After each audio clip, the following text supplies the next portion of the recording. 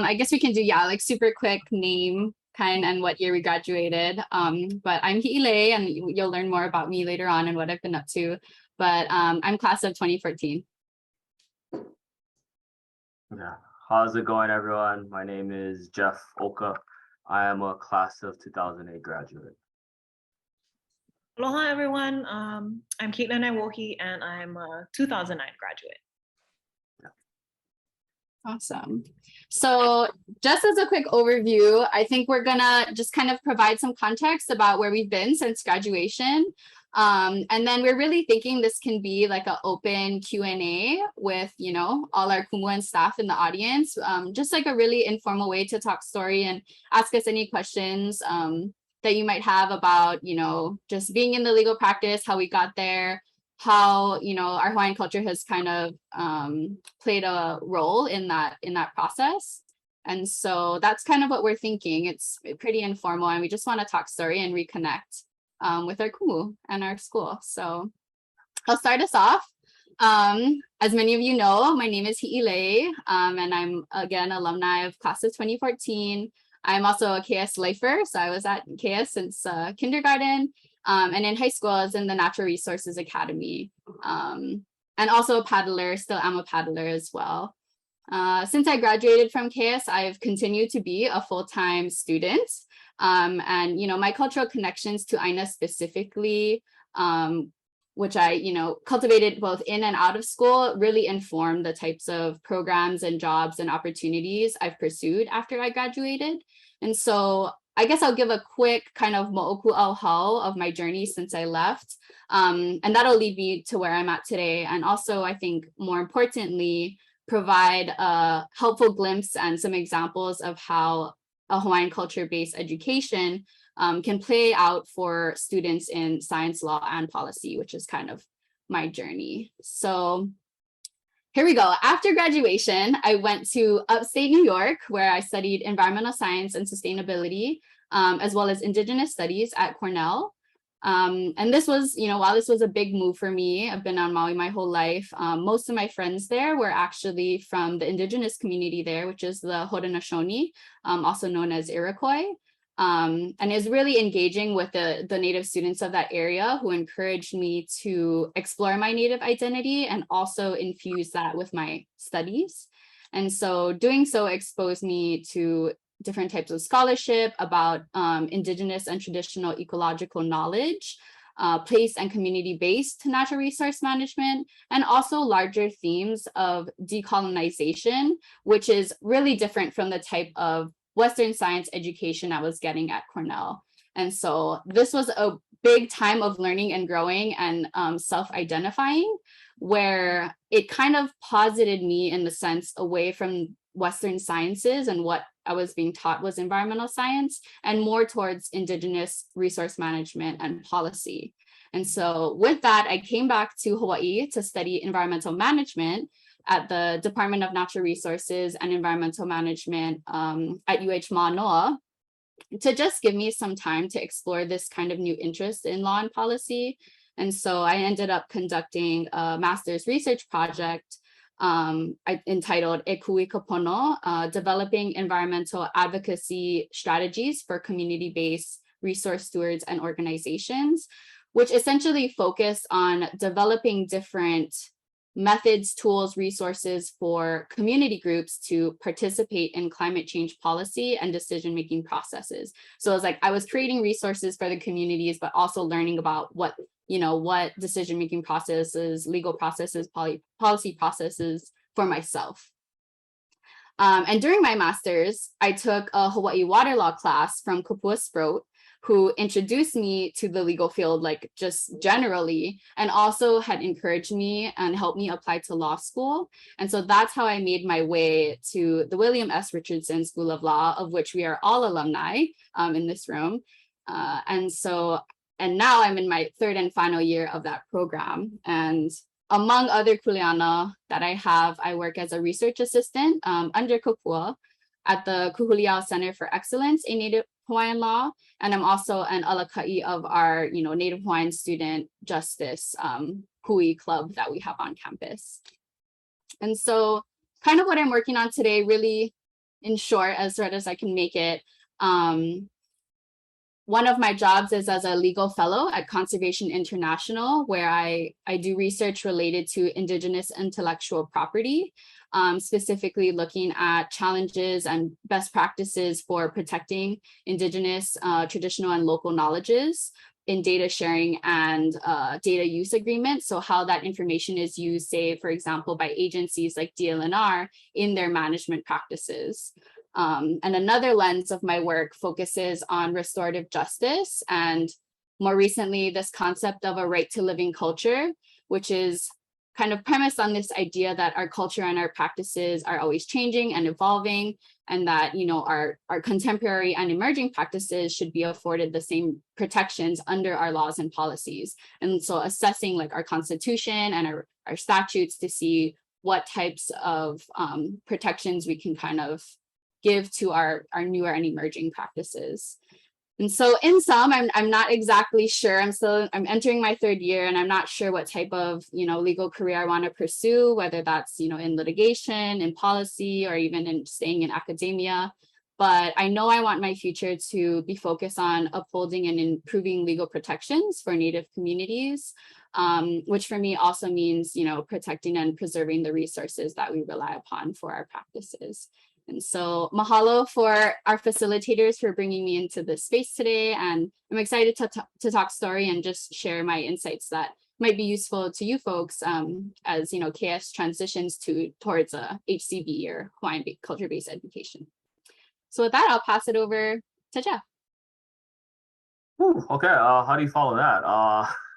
Actually, so before I say a little bit about myself, I'm just curious. I see a lot of familiar faces out there, but I just want to, if we could get like a quick intro of like everyone that's in this panel right now. Just a quick name, what you do, and maybe I guess what you kind of hope to get out of this discussion. Oh, it's like the tables are turned. It's weird. So I will start with you, Mr. O'Brien. Can you hear me? Or do I have to go I up? think they should be able to hear you. Can you hear me? I can. Well, you already know who I am. I came to this because I wanted to reconnect and see how the three of you are doing, because I saw your three names. I'm interested in rule of law, as you all know, and that's the reason why I came, and see how you're interpreting it and how it's being taught and how it's being practiced are the things I'm interested in. But I saw your three names, that's why I'm here.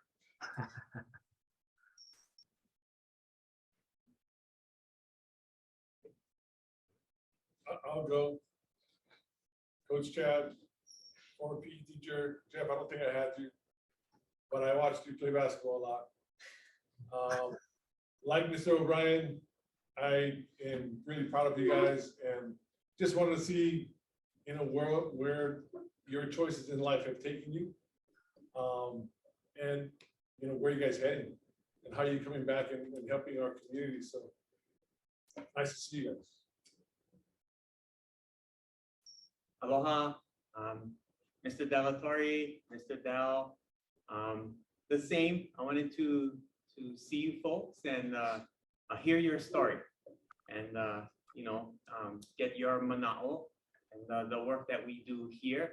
So I'm in a new position now. I'm the Dean of Student Support Services. So I work with all the counselors from kindergarten all the way through college. So it's a really different role for me. But what I want to do is, you know, we have HCBE, and you know, we work with students, but particularly we work with students on developing, you know, their goals, their desires for after they graduate from Kamehameha, you know, and how can we incorporate that with the work that the counselors do with students here. Aloha, I'm Kaleo Pahukula. I came to Kamehameha about 2014, but spent most of the time in elementary. So I've recently moved up to the upper division and working, you know, with the seniors and just working with students and what the next phase of life looks like. I think what I hope to get out of it, one, I wanted to challenge myself and sit in a space that I'm unfamiliar with, like law. So that was one thing, but two, more so is the outcomes of the school oftentimes sit in what our students do beyond high school, And so for me, being new up in the upper division, it's good for me to get a perspective of that, hear your voices, hear what worked, what didn't work, what you think would work better for us, because you are the ultimate benefactor of what we do, and how we can do it better. So mahalo, and like everyone else said, wow, super impressed with you guys. Hello, this is Mr. C. I think for me, like when I saw the names, and that's why we do what we do, because oftentimes we don't know. You guys leave us, and if you belong to Facebook or Instagram, you find out where are people now. And for me, it's a different kind of thing. Like Hiʻilei, I had you in middle school. I became an administrator when Catelin was in high school. And Jeff, we go a long way with basketball, right? As your coach. And so I've worn many hats, but for me, sitting in the position I sit in now as a upper division head, it's about what did we do right by you? Because obviously you're doing something right. And what is it that we did? And I know it's a lot of these people in this room. What did we do right? And then what are some of the things we can do even better? Because here we are. I mean, today's focus is about ACBE, right? Iola and culture. And what can we do better, right? Because for me, I also think this is a continuum. You didn't get everything from Kamehameha. You got things from your family. There's things you got from Cornell, the university. There's things you got from other people as you got exposed on the continent. So what are those things? And then today it's about flipping roles. We've played the kumu role. Now we're the haumana, you're the kumu. You teach us what you know now. Yeah, that's why I'm here to learn something new. Mahalo. Nice seeing you guys.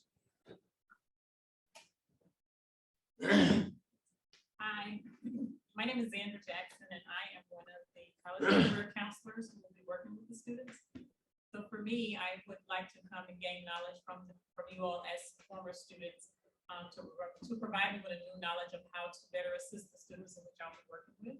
And so that's what I'm hoping to get from this session, is just a new knowledge of what will work, what maybe I can improve on to support those students. Aloha. I'm the other Kumu Kali Huawehe. So I'm here because he said he's a former grad, so I wanted to listen and see what kind of knowledge I can gain from you with law, which I don't know too much about because we only teach about citizenship in first grade and how to follow rules. So yeah, I'm here to just get some more information from grads. Our son is a lifer, but I don't think I had any of you because I came in the same time as Mr. Paukula. So yeah, I don't think I was here when you guys were here, but our son is going to be one of you sitting there one of these days. So mahalo for coming and sharing your ike to us, and congratulations and good job. Mahalo. Oh, hi. My name is Vanessa Ching, and I'm a student activity coordinator. Actually, they closed down my session, so I just kind of creeped up here last minute. But I heard that this is about law, so I was like, I would like to hear from probably some of the most intelligent hamana that graduated from Kamehameha schools. So that's why I came. I was like, these guys must be pretty smart. Hopefully they learned something from Kumu Masmin. Hopefully. Maybe he inspired them. I don't know. Aloha, Kehau. You guys know how all of this played out, but for those of you here, I actually reached out to this group, and maybe we don't automatically think HCBE and law. And so that's why with Ubi and Lukia in the morning and with this group in the afternoon, I wanted to showcase that aspect to make those connections. Because one of the myths that exists is that HCBE isn't rigorous, but we think of law as top notch. So I wanted to show that the meshing of the two, and there are alumni, so even more so. So mahalo you guys for agreeing to join us. I'm gonna move it for you. Take it away. We got one more. Yeah. Okay, one more. There you go. Hi, I'm Kumu Mossman. This is about law. It's in my classroom. I'm a lawyer. It's like, I want to hear what you guys have to say. So thanks for being here. Don't correct us too much, Mr. Mossman. All right. Okay, so yes, thank you guys for sharing. I mean, I think I can speak on behalf of all of us. It's very humbling to be in this position and to talk story with you guys about this. And it's yeah, I think we're all very thankful, very humble, very honored to be talking to you folks this afternoon. So again, my name is Jeff. I got into Kamehameha when I was 7th grade, and so went from 7th to 12th. I was a 2008 graduate. I went away for a couple years at the University of Washington, and then I eventually decided I wanted to come back and finish my undergraduate here. And so I majored in something not completely separate from law, but pretty different from I majored in finance in undergrad. But I always thought going to law school was a possibility. It was always something in the back of my mind. Shucks, I remember even in my sophomore year in seminar class, I think we had to do a presentation on either a school that we wanted to go to or an occupation that we're interested in. And the attorney occupation was already taken by Hoku Kubota, who actually just became an attorney not too long ago. So it's just funny how that turns out. So it was something that was always on my mind. Fortunately, I did get into Richardson. In my head, you know, I wanted to go to law school, but I really was hoping to stay in Hawaii because I ultimately saw myself staying here and practicing here. While in Richardson, I did a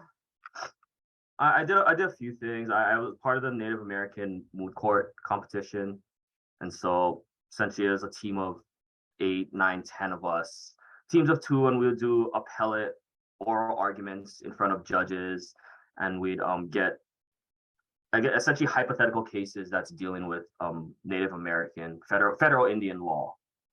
And so through that, we had to not only provide a written brief on the issues and an argument, but from there we have to use that brief that we drafted then to create an oral argument for judges. And while we're giving these arguments, the judges, 3, 4 of them would then come back with just fire questions back and forth. So by far, that's probably one of the biggest, most important things I've done in law school. Definitely transitioned the most to what I'm doing now. Fortunately, I was able to go to Kaolave to do some community projects while in law school with a bunch of my law school classmates. One of the guys in my class had a connection, so we not only got to work on Kaolave, but we also did a lot of projects, did some work for them.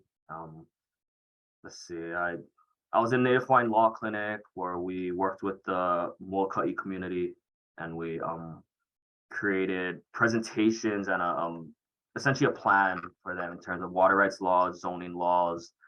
So we gave presentations to the community in Molokai, and so we're working up to that the entire semester. So I think it was one of my summers in law school. I realized early on that I wanted to be in court. It may come as a surprise to many of you, but I'm a talker, and so I'm a talker, and I thought, and I think it's definitely through the moot court team, I thought, I thought I was the best advocate with my voice, and so I externed during the summers with Judge Bisson back in Maui, so I was in Maui for that summer, and I realized, yeah, I love being in court, and so following graduation, I clerked for Judge Dexter Del Rosario, and it's interesting. It was interesting thinking about it because at first I was thinking prosecutor, going to the prosecutor's office, going into clerking, and I don't know exactly why, but I thought that's where I wanted to be after I finished clerking. I want to go to the prosecutor's office, but I think it's from what I saw in court, the attorneys, the level of practice. I thought public defenders was the better fit for me. And I mean, no disrespect to prosecutors. Mr. Mossman, I think you're a prosecutor, former prosecutor, correct? Is that right? Yeah. Okay. Sorry, Yeah. I had him on mute. He said, yeah. Okay. And so, and I think ultimately I think what it came down to me was, at the end of the day, I'd rather be defending people than putting people in jail. And both sides are so important, but for whatever reason, that side spoke to me more.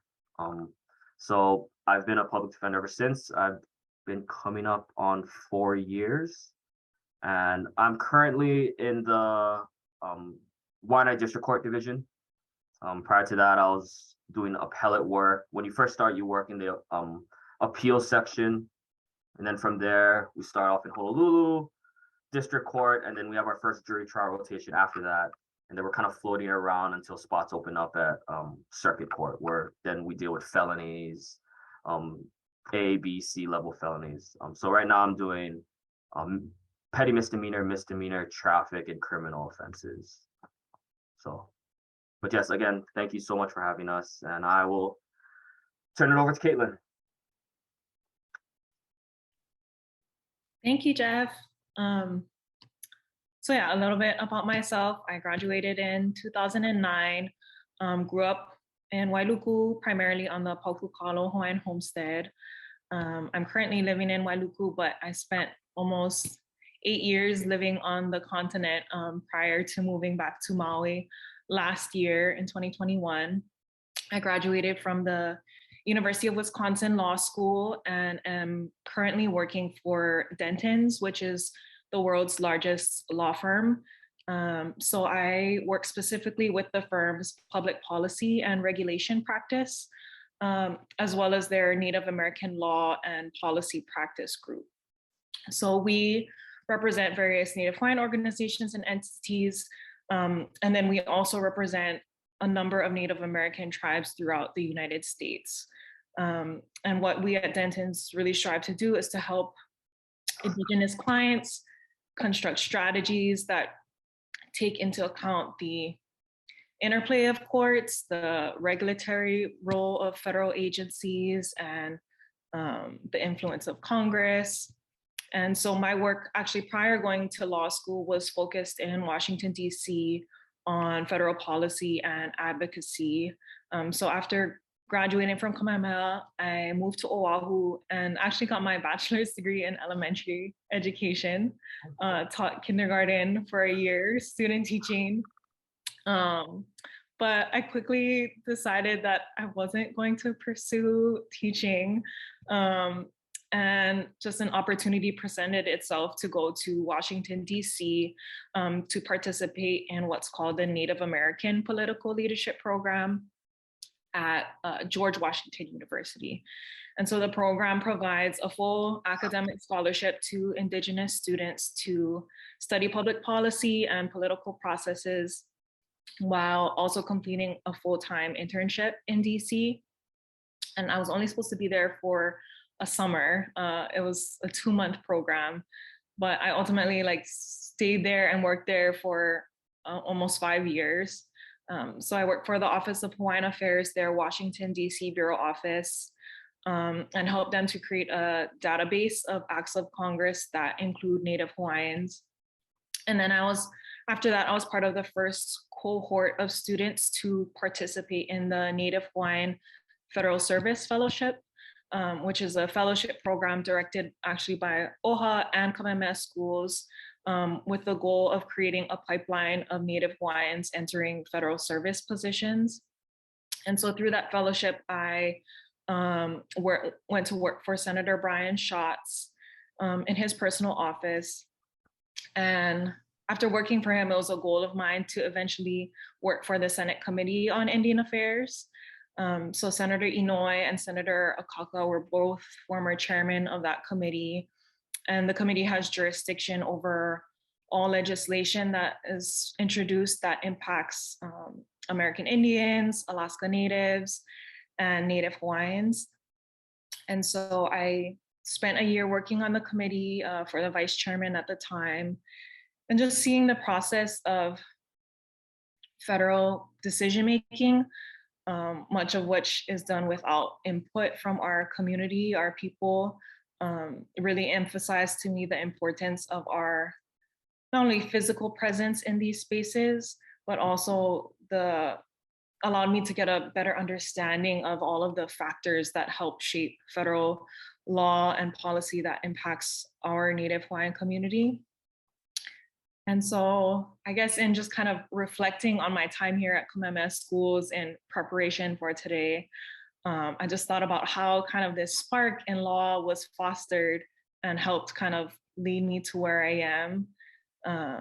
And so I think if anything, my goal today is to reinforce that you can provide high quality formal education through an OEV worldview, and that we need to continue like reorienting and reframing our teaching and curriculum from an OEV lens.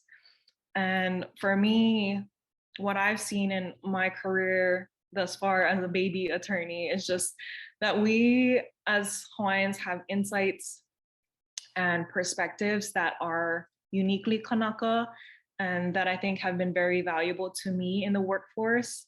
And I think valuable in whatever career path that like students choose to go into. I think working for a multinational law firm, and I'm sure in the context of Jeff and Hiʻilei's work, we often deal with complex problems that require us to come up with creative legal solutions. And I think what sets us as Hawaiians apart and makes us an asset in these spaces is that we approach things through a different lens. And that lens is colored by our Hawaiian worldview, colored by how our kupuna approached problems, how they went about approaching others in different places and different situations. And I think one thing I learned too, and it took me a while, it's like, that's not something to shy away from, is like being different, thinking different. And if anything, we should really lean into that. I would say that the majority of employers today want to hire people that can think outside of the box, especially like firms and lawyers that are going to bring diverse perspectives. And I think it really does bring us a competitive edge in the workforce. And I think one of my biggest takeaways as a graduate was just this idea that we all have different gifts. We have these specialized knowledge and unique skill sets, and that we have a collective responsibility to one another. And I think that's also like the benefit of reinforcing that OEV-based curriculum. But yeah, that's just my experience. I know we have like a little bit of time for questions, I think about 5 minutes. So I want to open it up to you folks to share.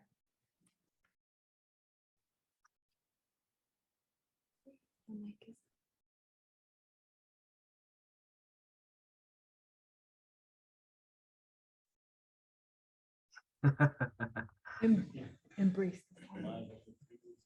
The table has turned. What was the most challenging experience you guys had going this path, going on this path of yours?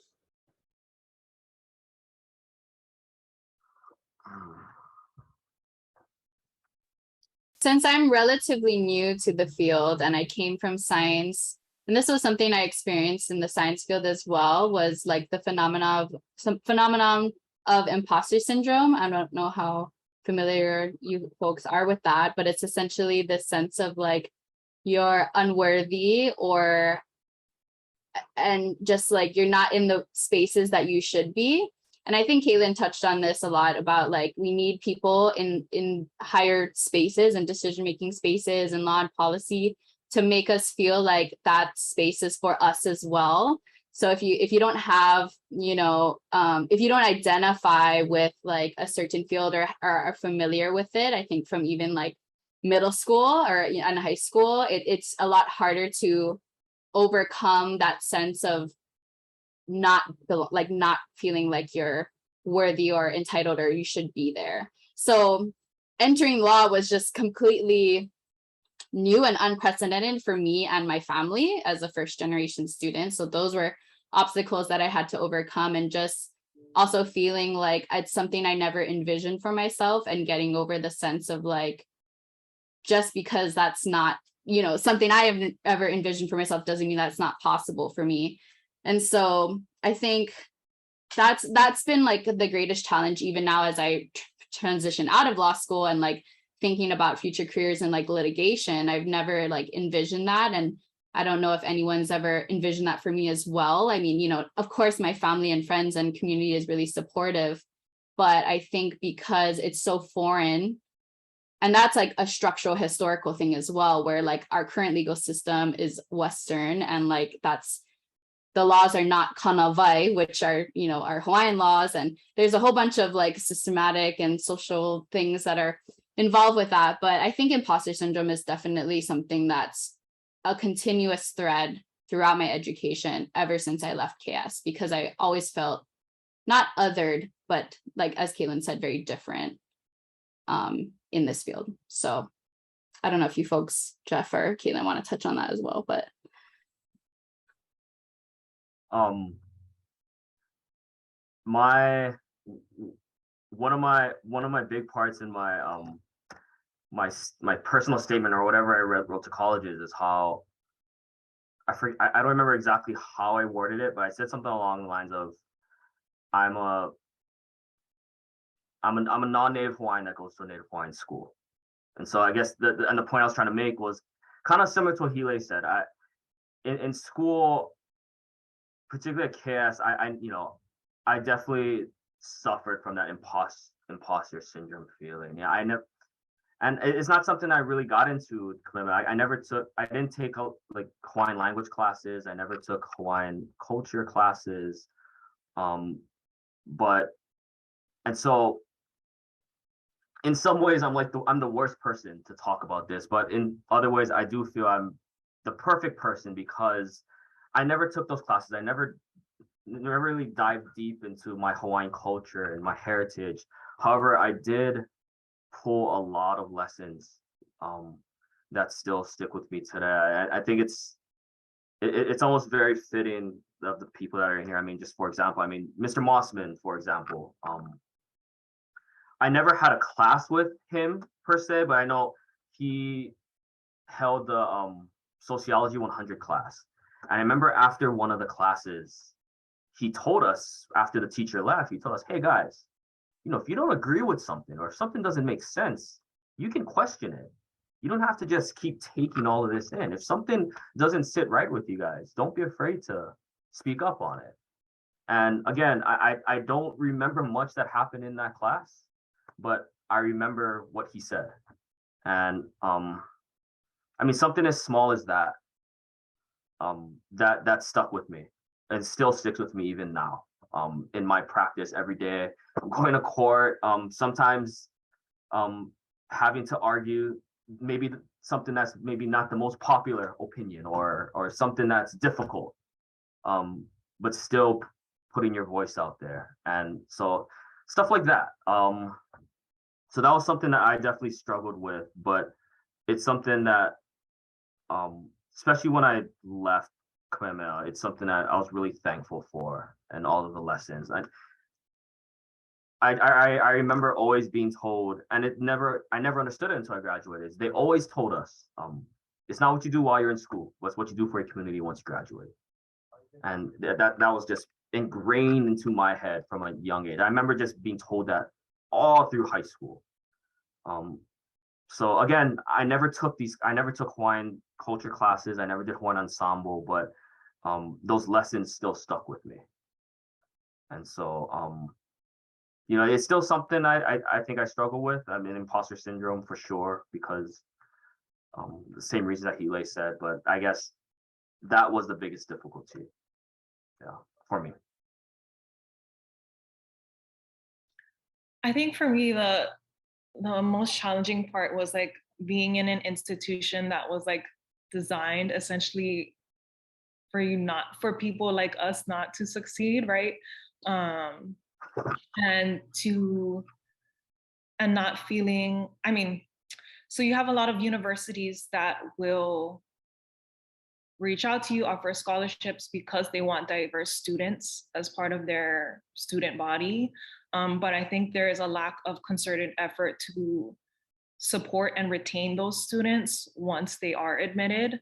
And that was kind of my experience. Like I was just kind of like checking the diversity box, but like when it came down to like having support when I went through like a loss in my family, and it's like a lot of our Indigenous students, like our families are like no stranger to loss and like trauma. And so like not having that support, I think kind of like sets you up to have a challenging time in school. And then also just the curriculum itself too. So I remember being in my 1L, so my first year property law class, and the teacher was going over this case. It's kind of a fundamental property law case that involves Native Hawaiian trust land funding the Kamehameha schools. And the way that the case was portrayed in the textbook was very misconstrued. And so it's something that I brought up to my professor. And I mean, I was fortunate enough that she was really interested in shedding light onto this backstory and kind of correcting the narrative within her curriculum and her teaching, and also helped me to get in touch with the publishers it's called the Singer Book, which is one of the leading property law case books. And so in this new edition of that case book, they provide a note just providing context about like the history of Native Hawaiian trust lands and Kamehameha schools, so that there isn't this very one-sided narrative of that case. But it's frustrating, right, when your story is being told in like a false light. And it takes like a lot to like come up to a professor. I mean, my professor clerked for the Supreme Court for Justice Ruth Bader Ginsburg. And so it's like, who am I to kind of like correct how she's portraying this case? But I mean, yeah, like I said, I was fortunate where she was very receptive. And after kind of presenting the research and the facts behind the case, she went out of her way to help me to kind of make this addition to the textbook. So yeah.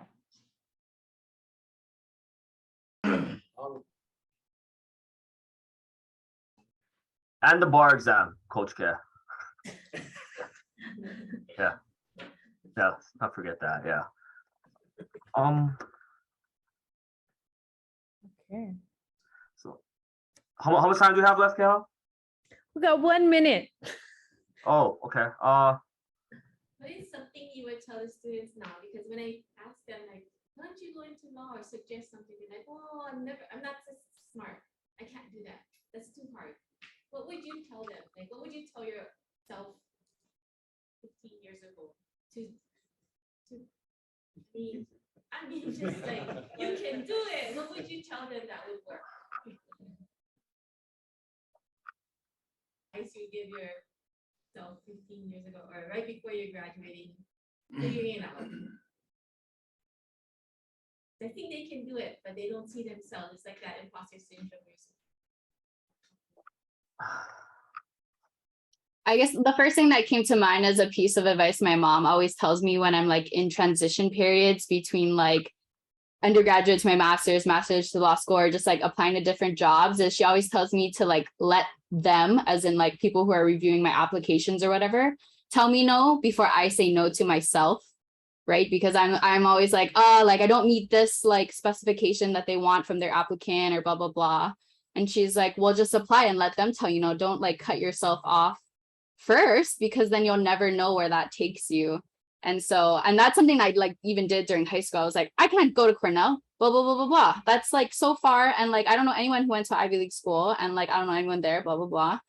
And that was something that she started telling me at that point, where she's like, well, let them tell you no first then. Like, if it doesn't matter, if you think they're going to say no anyway, then like, let them tell you for sure. And of course they didn't, because I ended up going there and I went on and on and on. So I think that's something that I think is really inspiring, in the sense, like, if you're already shutting yourself down to opportunities, it's like, why not just take the chance anyway? I don't know. Yeah, that's just something quick that I always carry with me.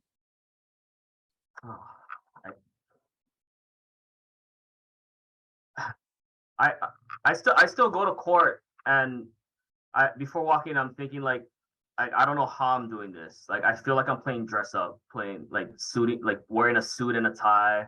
So it's still crazy to me that it's all happened this way. But I guess my advice, I think for everything that I've done in my life is the most important things I've done in my life, the most important decisions I've made, I was scared. I was scared 100%. It scared at just the idea of it.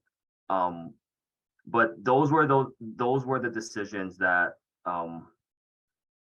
that in a sense forced my hand, and it realized that I was scared because I realized it's something that I really wanted to do. And so, because I felt the same way. I was that 15-year-old when I was, I just graduated undergrad, thinking, nah, there's no way. I mean, I'll apply, but there's no way. But it scared the living whatever out of me. But I guess my advice is, if it scares you that much, and it might be worth it. At least that's how it was for me.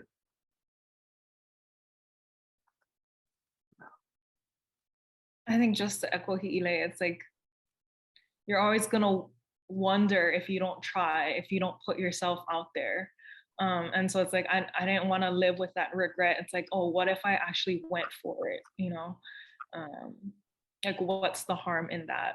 At least I can say, like, I gave it my all, and I'm sure that there's something that I can still take away from it at the end of the day, even if it isn't the path that I choose to like pursue. Like, for myself, I got my degree in teaching, but have never used it. At the same time, I don't feel like it was a waste. I think there are a lot of concepts and lessons learned from my time in doing student teaching and in undergrad that has helped me in my career today. And it's just like, take what you can, take those lessons and like use it in whatever like path you decide to go. One last question, Ken. Hey guys, you guys talk about imposter syndrome, and I am so proud of you guys. And now that you have a voice, you're no longer students of commitment schools, you're adults. Is there anything in your experience at KS that may have contributed to that? To the imposter syndrome? Right. Is there any practice at KS that maybe contributed to some of that? And don't be afraid to share. Don't be afraid to share. That's why we're here. We're about learning too, right? Because we know we're not a perfect school. And we have kids that are ready to go. So we need advice. I mean, I know that we did a lot of good, but is there any input you can give us that maybe we can do better. Because obviously those three of you mentioned that, that was a struggle. Do we contribute in any way to any of that in some of our practices? Maybe, maybe not, but it'd be good to hear, Yeah. I don't know that this is necessarily like a Kamehameha Schools practice, but like just like Hawaiian value that I think has been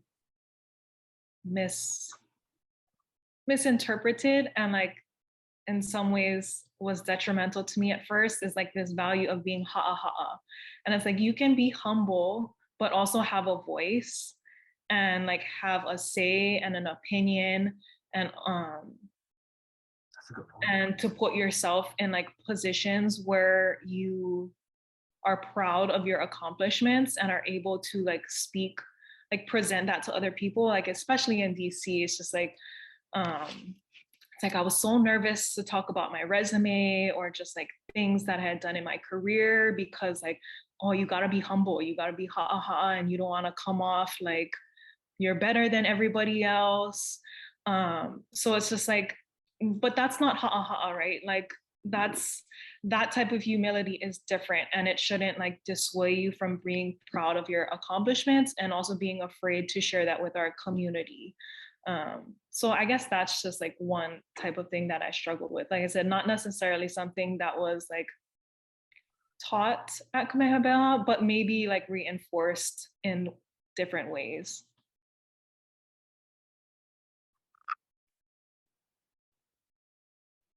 Yeah. Oh, go ahead. No, go Hiʻilei. I was gonna say really quickly, somewhat related. It's imposter syndrome is kind of like a result of the systems that we like partake in, right? It's like it's hard for me. I didn't necessarily feel like an imposter at KS because everyone around me was Hawaiian, and it's only when you step outside that you feel like othered and different. But I think one thing that I learned through college that I had wished I had learned earlier that would have helped me dismantle all that discomfort that I was feeling is critical thinking and questioning. And we had talked about this, a little bit and touched on it, but I think, we have policies and rules and a certain way that a Kamehameha student should look and act and be. And I think having the space, at least, not necessarily, it's hard to articulate now because it's all just like coming to me, but I think critical thinking and being able to articulate what we might want to question in terms of our institutions and practices, I think would have been really helpful because I had learned that in college, and that's what helped me kind of like decolonize a lot of the thinking that I was doing in terms of environmental science and what science meant and all that type of stuff. So I'm happy to follow up as well. I'm like now digesting it and have all these ideas and it's like word vomiting out of me. But go ahead, Jeff. I know you wanted to say something. So I've kind of talked to this about one of my good friends that went to Kamehameha in Oahu, same year. And I do, looking back, I do remember feeling like that, like the last thing you wanted to do was kind of stand out because I kind of like Catelin said, it's like, your friends say, oh, you think you better than me kind of thing.